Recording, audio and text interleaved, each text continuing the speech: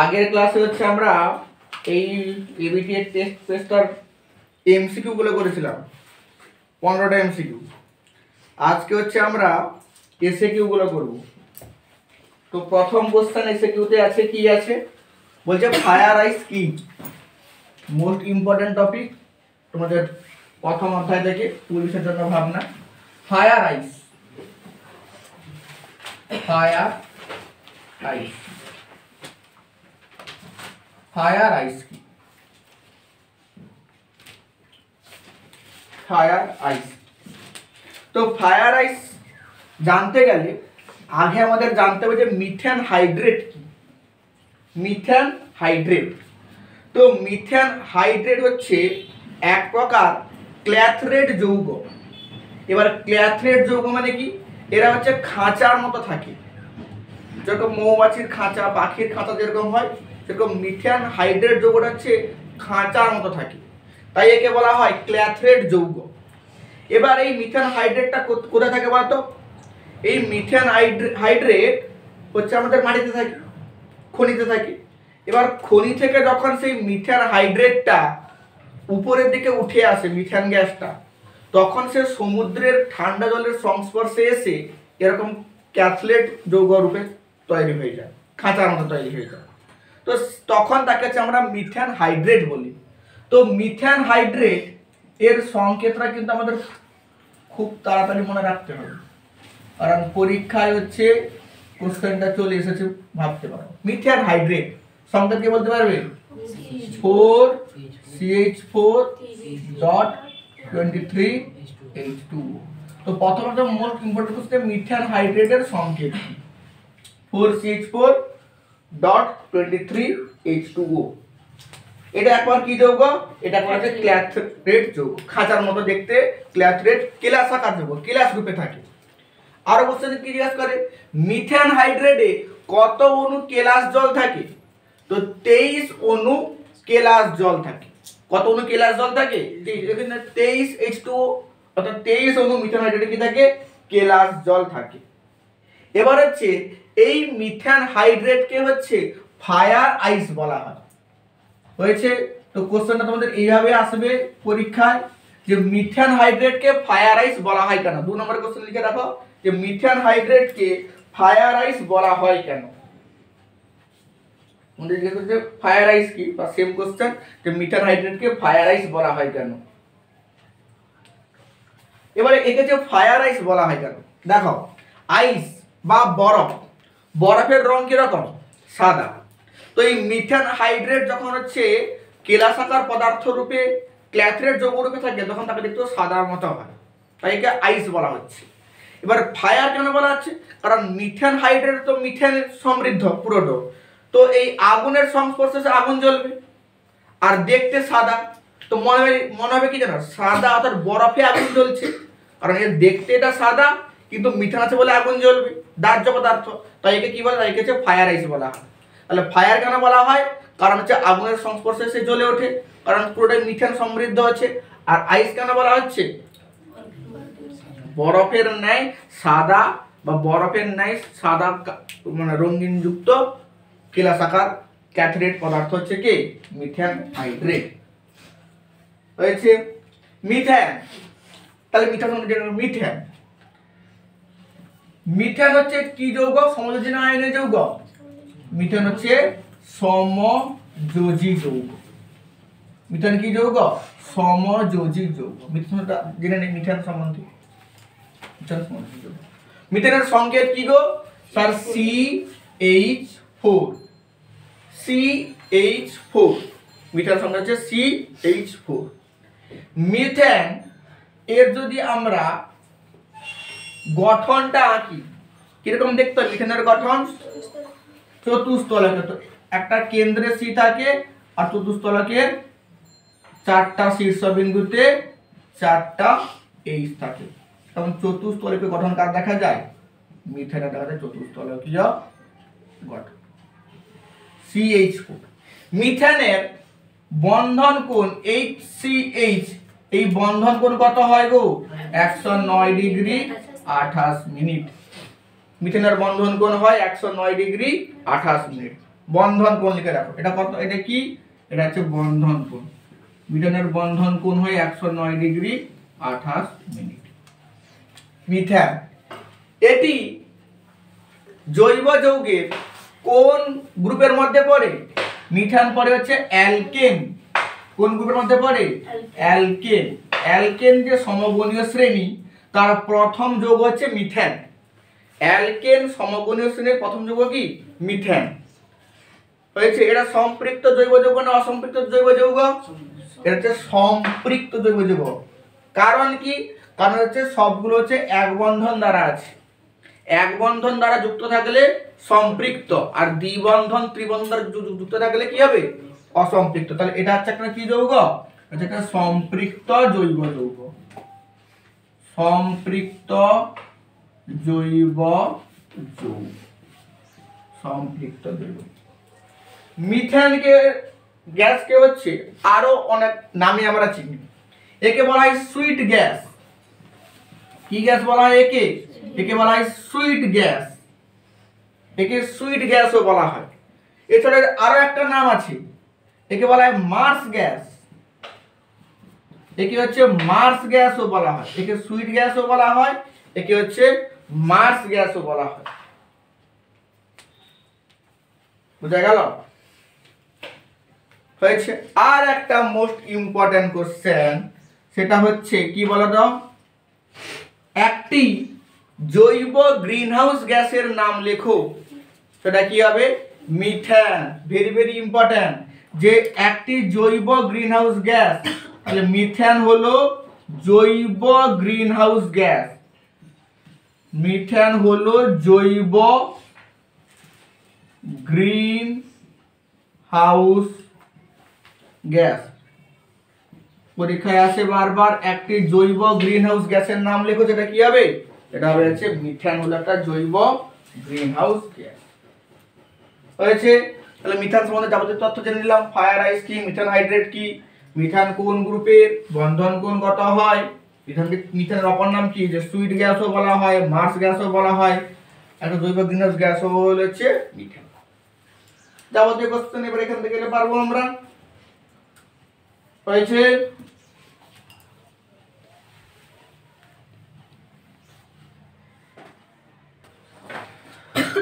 এরপরে আমরা next question দেখি। এরপরের কোশ্চেন আছে সত্য মিথ্যা।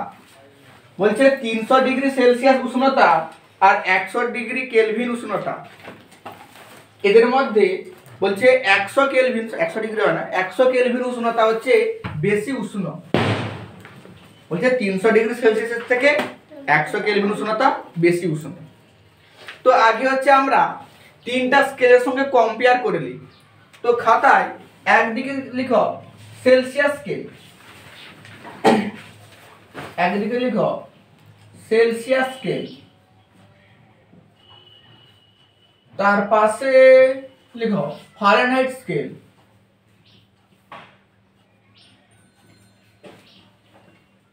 ফারেনহাইট স্কেল, আর তার পাশে লিখো কেলভিন স্কেল।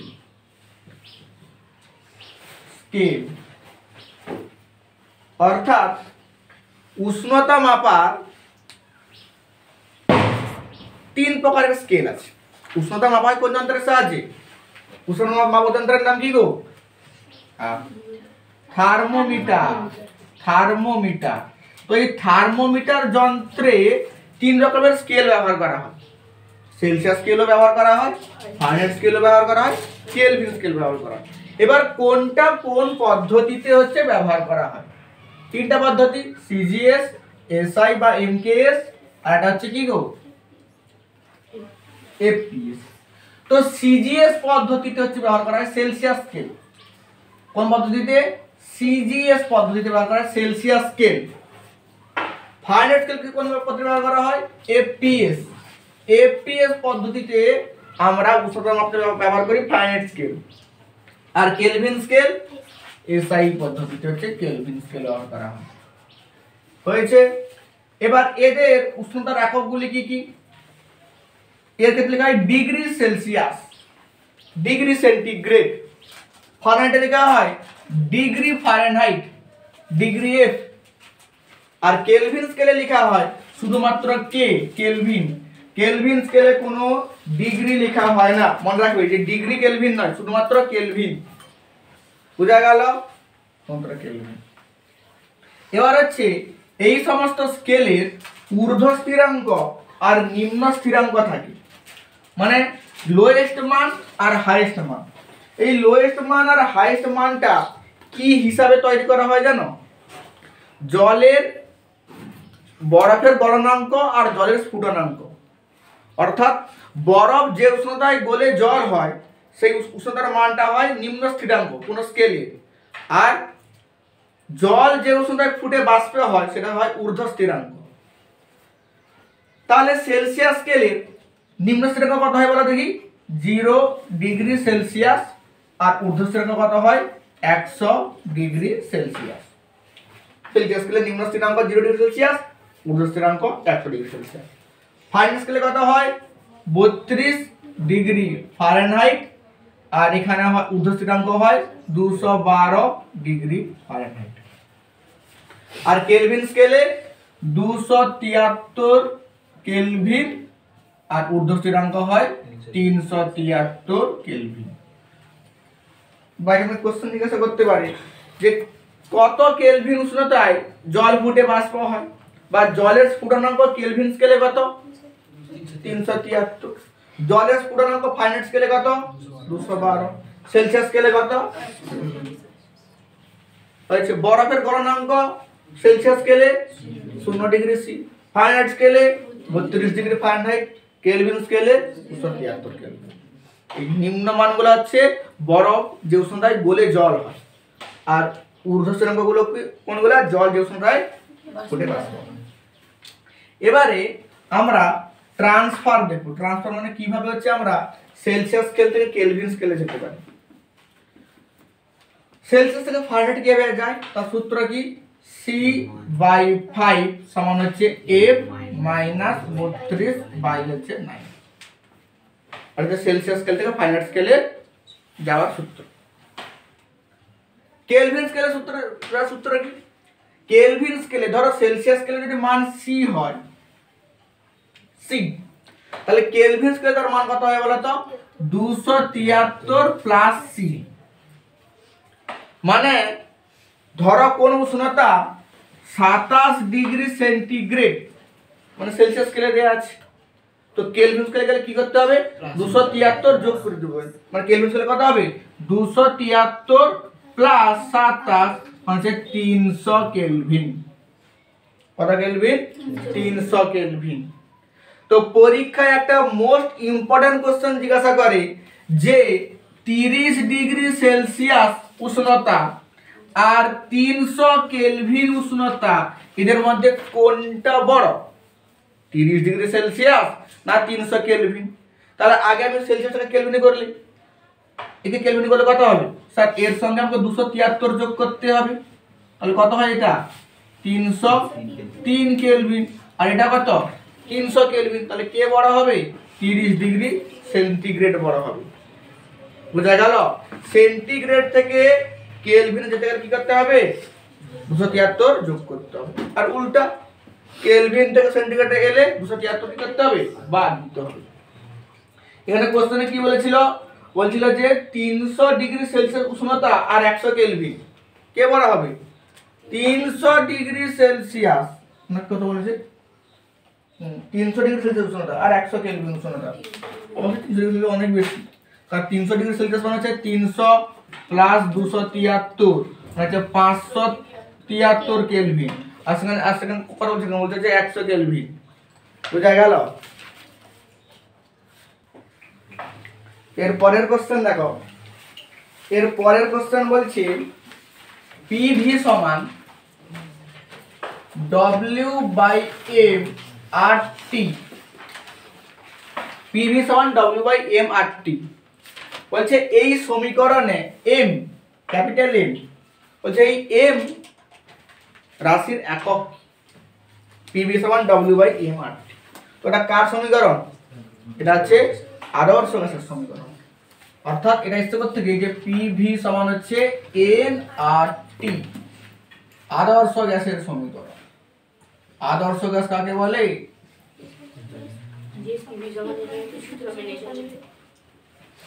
যে কোনো চাপ এবং যে কোনো উষ্ণতা, অর্থাৎ যে কোনো অবস্থায় যে সমস্ত গ্যাস পিভি সমান এনআরটি বা পিভি সমান ডব্লিউ/এমআরটি সমীকরণ মেনে চলে তাকে বলা হয় আদর্শ গ্যাস। তাহলে দেখো এই যে এন, এখানে এন মানে তো ডব্লিউ/এম, এন মানে কি? এন মানে হচ্ছে ডব্লিউ/এম। তাহলে এম সমান কত হবে? তাহলে এম সমান হবে ডব্লিউ/এন। ডব্লিউ/এন, ডব্লিউ মানে কি স্যার? ভর, ভর কি গ্রাম, পার, এন মানে কি? মোল। তাহলে এর একক কি হবে? এম এর একক হবে গ্রাম পার মোল। ডব্লিউ মানে হচ্ছে কত পরিমাণ সেই গ্যাসটা আছে, অর্থাৎ গ্রাম। আর এন তো মানে কি? মোল সংখ্যা। তাহলে হচ্ছে পিভি সমান ডব্লিউ/এমআরটি। এই সমীকরণে এম যে রাশি তার একক কি? গ্রাম পার মোল হয়েছে। তো এবার এখান থেকে হচ্ছে আমরা আদর্শ গ্যাসের সমীকরণে কিছু এক্সট্রা নলেজ জেনে নিই। এটা হয়ে গেল।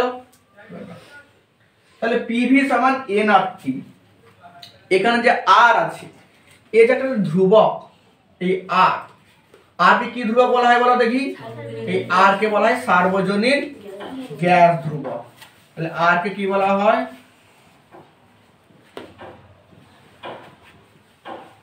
সার্বজনীন গ্যাস ধ্রুবক। তাহলে আর সমান কি হবে? আর সমান হবে পিভি বাই হচ্ছে n into T. PV by হচ্ছে এন ইন্টু টি, পিভি। এবারে মনে রাখবে যে কোন গ্যাসের চাপ এবং আয়তন, চাপ এবং আয়তন গুণ করলে তার শক্তিকে বা কৃতকার্যকে নির্দেশ করে। অনেক সময় যে পিভি, পিভির একক কি? কোন সময় পরীক্ষা দেয় এই যে পিভি, পিভির একক কি? পিভি মানে হচ্ছে শক্তি বা কৃতকার্য মনে হয়। পিভি হচ্ছে শক্তির একক, পি আর ভি কে গুণ করলে হচ্ছে শক্তি আসবে। বুঝা গেল? তাহলে পিভি মানে হচ্ছে শক্তির একক। তাহলে আর এর একক আমরা নির্ণয় করতে পারবো। আর সমান কি? পিভি বাই এন ইন্টু টি। তারপর পিভি যদি শক্তি হয় তাহলে শক্তির সিরিয়াস একক কি হবে? আর্ক। কি? তাহলে আর্ক বাই এন, এন মানে বাই হচ্ছে মোল ইনভার্স, আর টিটা কি গো? সময় না উষ্ণতা? উষ্ণতা মানে কি হবে বলতো? Degree centigrade inverse. হয়েছে? কিন্তু হচ্ছে এটা মনে রাখবে যে সিজিএস হলেও এটাকে হচ্ছে আমরা ডিগ্রি সেন্টিগ্রেড ইনভার্স লিখি না। কারণ আমরা দেখি যে গ্যাসের সমস্ত কোশ্চেনে বা অঙ্কে আমরা উষ্ণতাকে কি ধরে চলি বলতো? কেলভিনে ধরে চলি। কারণ সেখানে আছে 0 ডিগ্রি সেলসিয়াস মানে 273 কেলভিন। তো কোন অঙ্কে 273 কেলভিন উত্তর এলে যদি আমি 0 বসিয়ে দেই তো তার উত্তর 0 চলে আসে। তো তাই এটা সিজিএস একক হওয়া সত্ত্বেও একে ডিগ্রি সেন্টিগ্রেড ইনভার্স না লিখে লেখা হয় কেলভিন ইনভার্স। তাহলে সিজিএসটা বুঝবো কি দেখে?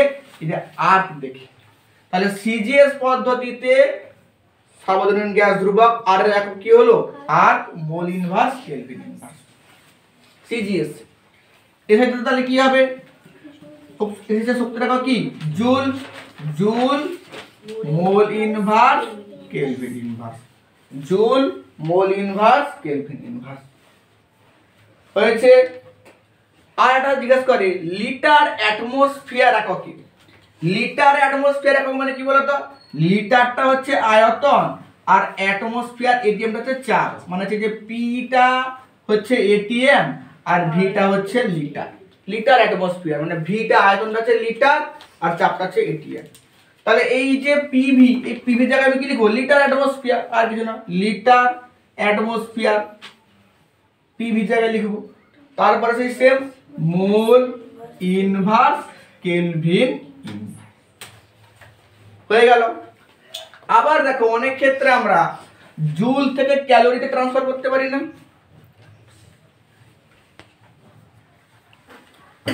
এবার দেখো এই যে জুল, এই জুলকে কিন্তু আমরা যদি তাপ হিসেবে ধরে নিই, তাপ মানে শক্তি, তো জুলকে কিন্তু আমরা আছে আবার ক্যালোরিতে কনভার্ট করতে পারি, কিছু কনভার্ট করতে পারি ক্যালোরিতে।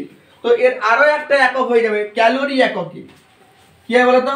Calorie mole inverse kelvin inverse হয়েছে। ক্যালোরি এককে হচ্ছে একে কনভার্ট করা যায় জুল থেকে ক্যালোরিতে, calorie mole inverse kelvin inverse. এবার এই বিভিন্ন পদ্ধতিতে যেরকমের এককটা আলাদা আর এরকমের মানটাও আলাদা, এর মানটাও কিন্তু আলাদা। প্রথম সিজিএস এর মান কত হয়? এর মান হয় 8.314 ইন্টু 10⁻⁷, একক সেম। আর মোল ইনভার্স কেলভিন ইনভার্স কিসে হয়? সিজিএস এ। বোঝা গেল? এসআইতে কি হবে? শুধুমাত্র 10⁻⁷টা আমি গুণ করব না, এসআইতে হবে শুধুমাত্র 8.314 joule mole inverse kelvin inverse হয়েছে 8.314। লিটার অ্যাটমসফিয়ারে কত হবে? 0.082 litre atmosphere mole inverse kelvin inverse হয়েছে। আর হচ্ছে ক্যালোরি এককের মান কত হয় বলতো? 1.987, একে আমরা নিয়ার ইকুয়াল টু 2 ধরে চলি। অঙ্ক করার ক্ষেত্রে হচ্ছে আমরা 2 ধরে চলব। ক্যালোরি এককে বললে অঙ্ক করার ক্ষেত্রে এর মানটা 2 ধরে চলব। 1.987 একে হচ্ছে আমরা 2 ধরে 2 calorie mole inverse kelvin inverse হয়েছে। তাহলে সার্বজনীন গ্যাস ধ্রুবকের হচ্ছে একক হয়ে গেল মান, মাত্রা, ডাইমেনশন অফ আর। মাত্রা কি নির্ণয় করব? Dimension of R, dimension of R. R এর ডাইমেনশন নির্ণয় করতে গেলে আগে পিভি শক্তির মাত্রা বলতে, শক্তির মাত্রা কি স্যার? ml² (10⁻⁻2) বাই কি আছে? By n। n কে কি লেখা হয় বলো তো? n কে কি লেখা হয় এর এককে? n কে হচ্ছে মোল ইনভার্সে লেখা হয়, আর কিছু লেখা হয় না। n মানে মোল। আর উষ্ণতাকে কি লেখা হবে? থিটা। নিচে নিচে ইনভার্স না, নিচে এমনি হবে, উষ্ণতা হবে থিটা। তাহলে আসল উত্তর কত হবে? অনেক সময় লোক কি করে বলতো, এই যে টিটাকে আবার টি বসিয়ে দেয়, দিয়ে টি⁻³ হয়ে যায়, কিন্তু না, এই টিটা হচ্ছে টাইম আর এই টিটা হচ্ছে উষ্ণতা, এটাকে লিখে হবে থিটা। কেলভিনও লিখবে না, উষ্ণতাকে লিখবে থিটা। তাহলে মাত্রা কত হবে? ml² (10⁻⁻2) mole inverse theta inverse m। এটা হচ্ছে আমার আর এর। তাহলে সার্বজনীন গ্যাস ধ্রুবক তার একক, মাত্রা, মান বিভিন্ন পদ্ধতিতে হচ্ছে আমরা পেয়ে গেলাম। তাহলে এটা কার সমীকরণ? আদর্শ গ্যাসের সমীকরণ। এবারে আদর্শ গ্যাস কাকে বলছে? বলছে যারা আছে যে কোনো অবস্থায় এই সমীকরণ মেনে চলে। হয়েছে। এবারে বাস্তব গ্যাসও একটা নির্দিষ্ট শর্তে আদর্শ গ্যাসের সমীকরণ মেনে চলে। বাস্তব গ্যাস কোন শর্তে? উচ্চ উষ্ণতা আর হচ্ছে নিম্ন চাপ। উচ্চ উষ্ণতা এবং হচ্ছে নিম্ন চাপ। উচ্চ উষ্ণতা এবং নিম্ন চাপ কি করে? বাস্তব গ্যাস আদর্শ গ্যাসের ন্যায় হচ্ছে আচরণ। উচ্চ উষ্ণতা এবং নিম্ন চাপ।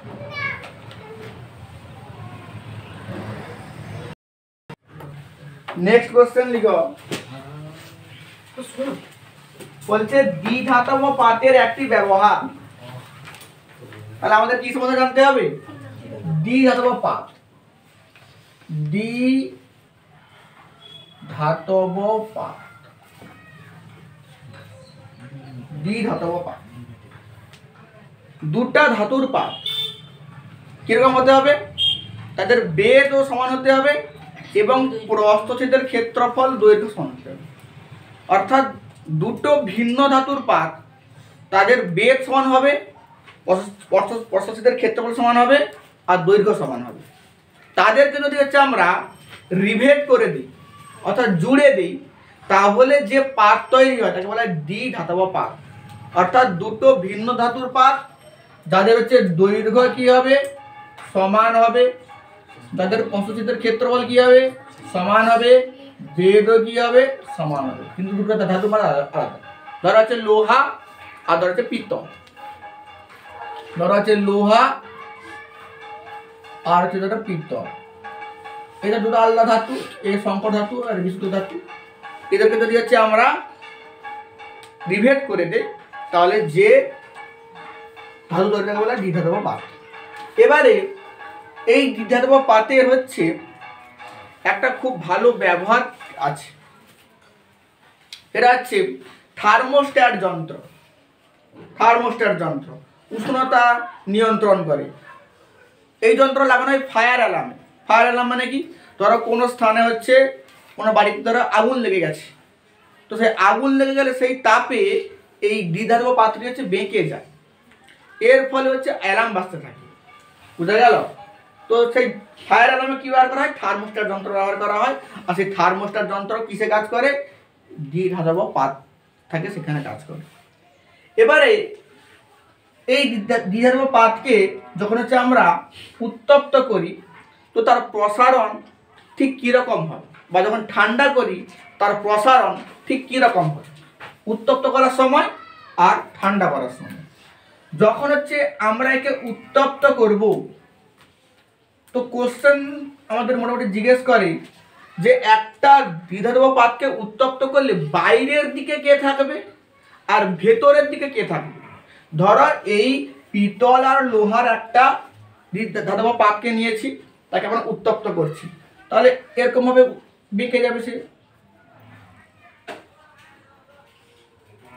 এরকম ভাবে বেঁকে যাবে।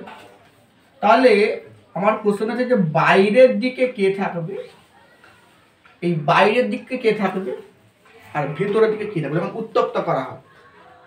তো উত্তপ্ত করা হলে এই বাইরের দিকে কে থাকবে বলতো, যার প্রসারণ গুণাঙ্কের মান বেশি হয়। একটা দ্বিধাতব পাতকে উত্তপ্ত করলে বাইরের দিকে সেই অংশটি থাকবে যেই অংশটির প্রসারণ গুণাঙ্কের মান কি হয়, বেশি হয়। আর ভেতরের দিকে কে থাকবে, যার প্রসারণ গুণাঙ্কের মান কম হয়। তাহলে পিতল এবং লোহার মধ্যে পিতলের কিন্তু প্রসারণ গুণাঙ্কের মান বেশি, তাই একটি পিতল আর লোহার দ্বিধাতব পাতকে উত্তপ্ত করলে বাইরের দিকে কে থাকবে বলতো, পিতল, আর ভেতরের অংশটা কে থাকবে, লোহা। বুঝা গেল? উত্তপ্ত করলে যার প্রসারণ গুণাঙ্ক বেশি সে থাকবে বাইরের দিকে, আর ভেতরের দিকে কে থাকবে, যার প্রসারণ গুণাঙ্ক কম। এবার ঠান্ডা করলে কি হবে, ঠান্ডা করলে ঠিক এর উল্টো ঘটনা ঘটবে। ঠান্ডা করলে সে হচ্ছে এইদিকে বেঁকে যাবে, সোজা ছিল সে হচ্ছে এবার এদিকে বাঁকবে।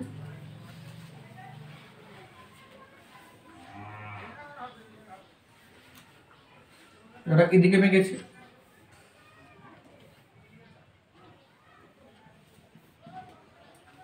তো ঠান্ডা করলে কি হবে, ঠান্ডা করলে বাইরের দিকে থাকবে সেই যেই ধাতুর প্রসারণ গুণাঙ্ক কম, অর্থাৎ বাইরের দিকে থাকবে লোহা আর ভেতরের দিকে থাকবে হচ্ছে পিতল।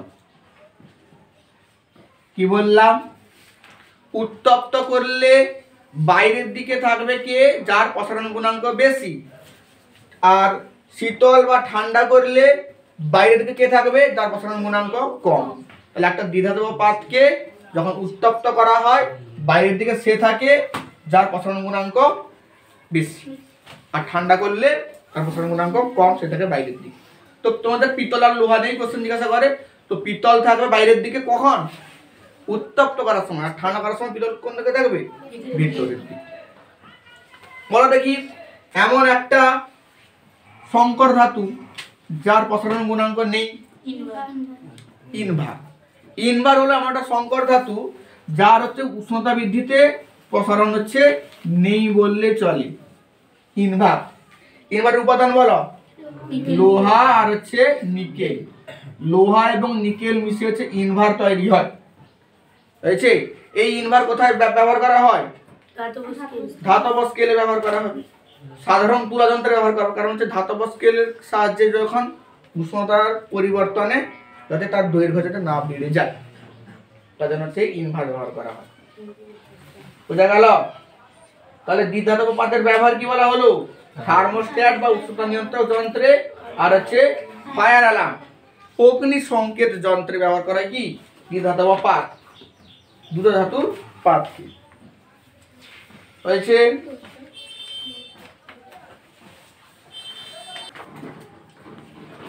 নেক্সট কোশ্চেন দেখো, খুবই গুরুত্বপূর্ণ কোশ্চেন। বলছে একটি অবতল দর্পণকে জলে ডোবালে ফোকাস দৈর্ঘ্যের কি পরিবর্তন হবে? একটি অবতল দর্পণ, তো একটি অবতল দর্পণকে জলে ডোবালে ফোকাস দৈর্ঘ্যের কি পরিবর্তন হবে? দর্পণ আর তার সঙ্গে আমরা দেখবো লেন্সকে জলে ডোবালে কি পরিবর্তন হবে। লেন্সকে জলে ডোবালে কি পরিবর্তন হবে? দর্পণকে জলে ডোবালে কি পরিবর্তন হবে? ফোকাস দৈর্ঘ্যের। আর লেন্সকে জলে ডোবালে ফোকাস দৈর্ঘ্যের কি পরিবর্তন হবে? একটি দর্পণকে যখন জলে ডোবানো হয় তখন তার ফোকাস দৈর্ঘ্যের কোনো পরিবর্তন হয় না। ফোকাস দৈর্ঘ্যের কোনো পরিবর্তন হয় না। একটা দর্পণকে জলে ডোবালে ফোকাস দৈর্ঘ্যের কোনো পরিবর্তন হয় না। ক্লিয়ার? সে উত্তল দর্পণ হোক কিংবা অবতল দর্পণ, যে কোনো দর্পণকে জলে ডোবাও বা অন্য কোনো মাধ্যমে ডোবাও, কেরোসিনে বলো, প্যারাফিনে বলো, তো তার ফোকাস দৈর্ঘ্যের বা বক্রতা ব্যাসার্ধের কোনো পরিবর্তন হয় না। কারণ লিখো, কারণ কোন দর্পণের ফোকাস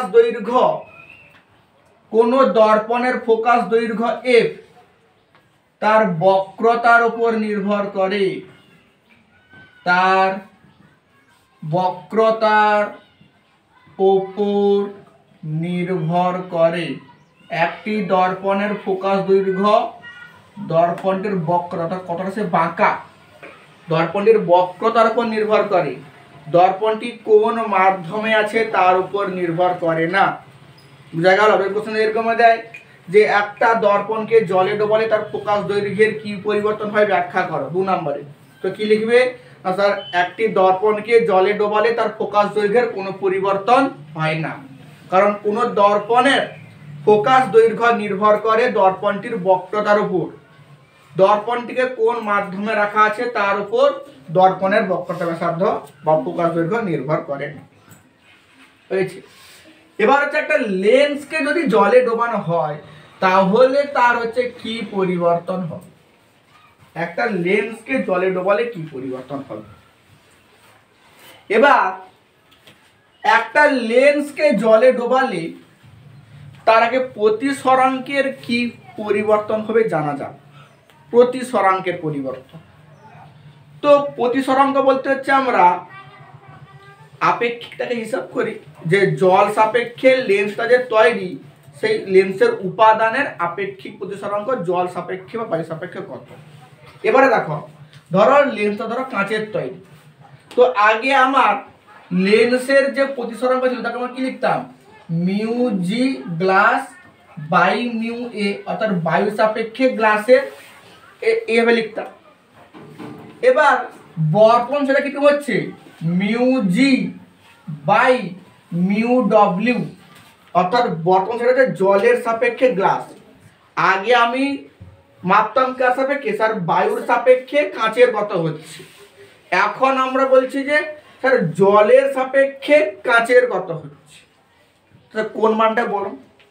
স্যার মিউজির মানটা ধরো 1.5 আর মিউ এটা স্যার নিয়ার ইকুয়াল টু 1, মানে এর মানটা স্যার 1.5 আর এর মানটা কত স্যার 1.5 আর গ্লাসের তো স্যার 1.33, স্যার গ্লাস না ওয়াটার হচ্ছে 1.33 জলের, তাহলে এর মানটা হচ্ছে এত, হচ্ছে না 1 পয়েন্ট সামথিং হবে, মানে 1.5 তো হচ্ছে না, 1 পয়েন্ট সামথিং হচ্ছে। স্যার এই মানটা বড়। তার মানে একটা লেন্সকে যেই আমি হচ্ছে জলে ডুবিয়ে দিলাম তার প্রতিসরাঙ্ক কি হয়ে গেল, কমে গেল। প্রতিসরাঙ্ক কি হয়ে গেছে, কমে গেছে। তাহলে জলে ডোবালে লেন্সকে তার প্রতিসরাঙ্ক কি হয়ে যাবে, কমে যাবে। এবার প্রতিসরাঙ্কের সঙ্গে ফোকাস দৈর্ঘ্যের কি সম্পর্ক, ব্যস্ত অনুপাত। আগের দিন বলেছিলাম প্রতিসরাঙ্কের কি সম্পর্ক, ব্যস্ত অনুপাতিক। অর্থাৎ প্রতিসরাঙ্ক কমে গেলে ফোকাস দৈর্ঘ্য কি হয়ে যাবে, বেড়ে যাবে। তাহলে যেহেতু লেন্সটাকে জলে ডোবালে তার প্রতিসরাঙ্ক কি হবে, কমে যাবে, তাহলে তার ফোকাস দৈর্ঘ্য কি হয়ে যাবে, বেড়ে যাবে। অর্থাৎ একটা লেন্সকে, সে উত্তল লেন্স হোক বা অবতল লেন্স, তাকে জলে ডোবালে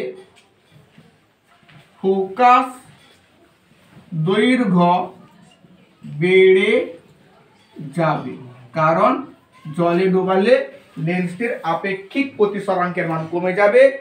এর ফলে লেন্সের কি হবে, ফোকাস দৈর্ঘ্য বেড়ে যাবে। আর কোশ্চেন জিজ্ঞাসা করে যে কখন একটি উত্তল লেন্স অবতল লেন্সের মতো আচরণ করে। কখন একটি উত্তল লেন্স অবতল লেন্সের মতো আচরণ করে। উত্তল লেন্স কখন অবতল লেন্স হয়ে যাবে, বা সেম কোশ্চেন জিজ্ঞাসা করে উত্তল লেন্স মানে কি লেন্স গো, উত্তল লেন্স কি বলা হয়, অভিসারী লেন্স। ওখানে একটা অভিসারী লেন্স অপসারী লেন্সের মতো আচরণ করবে। উত্তর কি হবে, লেন্সটিকে এমন একটি মাধ্যমের মধ্যে নিমজ্জিত করতে হবে যার প্রতিসরাঙ্ক লেন্সটির উপাদানের প্রতিসরাঙ্কের থেকে বেশি। বোঝা গেল? ধরো তুমি লেন্সটা কাঁচের তৈরি, তো কাঁচের একটা প্রতিসরাঙ্ক আছে, তুমি লেন্সটাকে এমন মাধ্যমে ডোবালে যার প্রতিসরাঙ্ক কাঁচের থেকে বেশি হবে। অর্থাৎ লেন্সটিকে যে মাধ্যমে রাখা হবে যদি তার প্রতিসরাঙ্ক লেন্সটির উপাদানের প্রতিসরাঙ্ক থেকে বেশি হয়, তাহলে উত্তল লেন্স কাজ করবে অবতল লেন্স হিসাবে, অবতল লেন্স উত্তল লেন্স, মানে ভিন্ন ক্রিয়া হয়ে যাবে। বোঝা গেল? নেক্সট কোনটা ক্লাসে আমরা উত্তল লেন্সের অভিসারী ক্রিয়া অপসারী ক্রিয়ার সঙ্গে আলোচনা করব যদি কোশ্চেনে আসে। তো মূল জিনিসটা হচ্ছে দর্পণকে জলে নিমজ্জিত করলে ফোকাসের কোনো পরিবর্তন নেই, কিন্তু লেন্সকে জলে নিমজ্জিত করলে ফোকাসের কি হয়ে যাবে, বেড়ে যাবে, কারণ প্রতিসরাঙ্ক কমে যাবে। বোঝা গেল?